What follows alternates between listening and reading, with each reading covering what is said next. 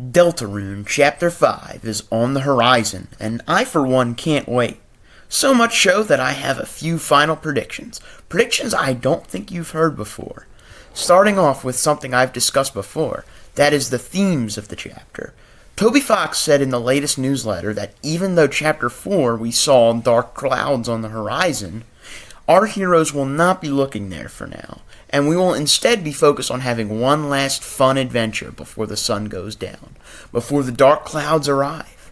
What I think that means is that a major theme of this chapter will be the fun gang trying to pretend like everything is alright, and running from the big problem that is the prophecy. Furthermore, I think those themes of clinging to the past will be in full force, with Asgore wanting to find Des and creating the Dark World because he wants things to go back to the way they were. He wants to find the truth. And of course, the main theme of the entire game will shine its way through. Susie, with hope crossed on her heart, will try to convince everyone that the prophecy doesn't have to be true, and that Asgore doesn't need to cling to the past. They can focus on being themselves and creating a new future, defying fate. Now that I've talked about the themes, let's get into the structure of the chapter. My prediction is that the festival will be at the start of the chapter. We'll be able to go to the castle town and do fun festival shenanigans with Noelle and Susie, but Susie will have the ulterior motive of looking for the shelter numbers, which will eventually bring us to Flower King, where we will discover the Dark Fountain. Susie will obviously realize that this is dangerous, and logically assume that the knight created the fountain. Bada bing bada boom, we enter the Dark World. I can see us having to go back and forth between the Dark and Light World multiple times, though that's not for certain. The main reason I believe that could happen is Noelle. I do think that she will come to the Dark World, but not when we first enter it. I would imagine after we enter the Dark World, she'd be looking for us, and when we return to the Light World, she finds us, and despite Susie's protests, she comes with us. Anyway, on to predictions about the Dark World. Looking through the trailer, we see a lot of dark areas, but I do think the chapter will mostly be bright and colorful, fully embracing the pink and gold garden and Japanese shrine style aesthetics. And then, eventually, when our heroes stop ignoring the prophecy-shaped elephant in the room, the sun will start to set, and the dark truth of the situation will unveil. Throughout our adventure, we will meet multiple Darkners from Asgore's room. Specifically, my prediction is that the bosses of this chapter will be the Seven Flowers, each having their own unique characters, personalities, appearance, and boss fights. But not just any personalities, because don't the colors of these flowers look familiar? That's right. These flowers are the colors of the 6 human souls from Undertale. In order, we have the cyan soul that uses the toy knife, representing patience. This will correspond to the cyan flower, which I believe we see in the trailer using the toy knife attack from Omega Flowey's boss fight. Because if you remember correctly, that toy knife attack isn't Omega Flowey's attack. That's the attack of the cyan soul just being used by Flowey. And in this case, the attack will be being used by the cyan flower. We have the blue soul representing integrity. This will correspond to Asgore's blue flower. And said blue flower will use the ballet shoe from Flowey's fight. The orange soul, which represents bravery, this will be represented by Asgore's orange flower. The purple soul, which represents perseverance, this will correspond to the purple flower in Asgore's room, and they will use the torn notebook attack from Flowey's fight.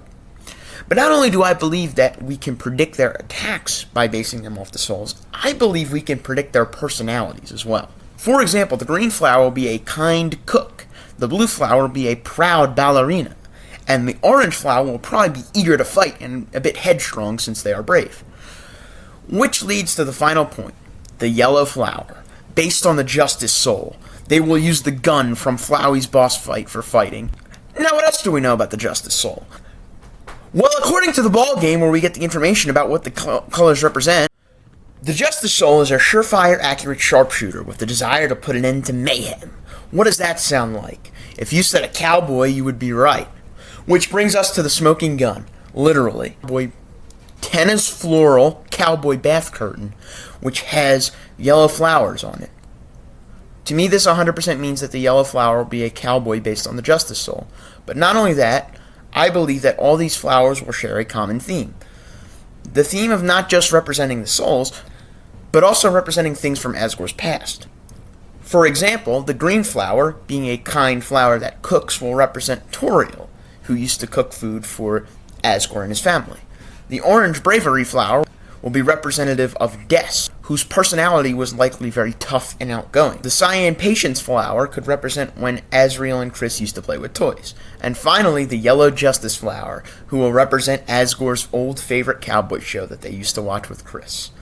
All of these flowers, justice, perseverance, patience, integrity, kindness, bravery, they will all lead to the final showdown of the chapter, which I believe will be the golden flower, which will be representative of determination and Asriel. My prediction is that this golden flower will take control of Asgore and power him up, finally giving us a true Asgore fight where he holds nothing back and is powered up by all 7 of the flowers. After the fight and Asgore is freed, my bet would be that we get a lore dump about the disappearance of Des, followed by encounters with the Knight, who is Asriel, by the way, always bet on Asriel Knight, and possibly Image Friend as well, though I'm not 100% sure on that one.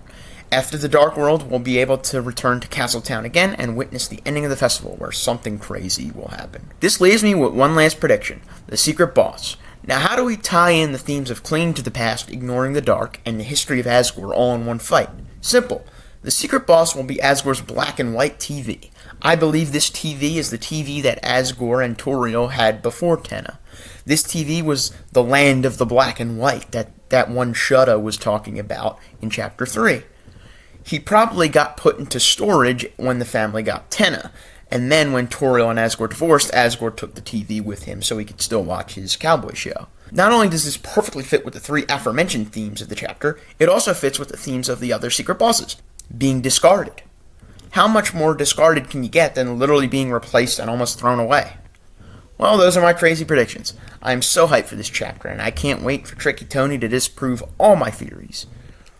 Either way, I know I'm going to love this chapter, and it will exceed all my expectations, because Toby Fox is a genius.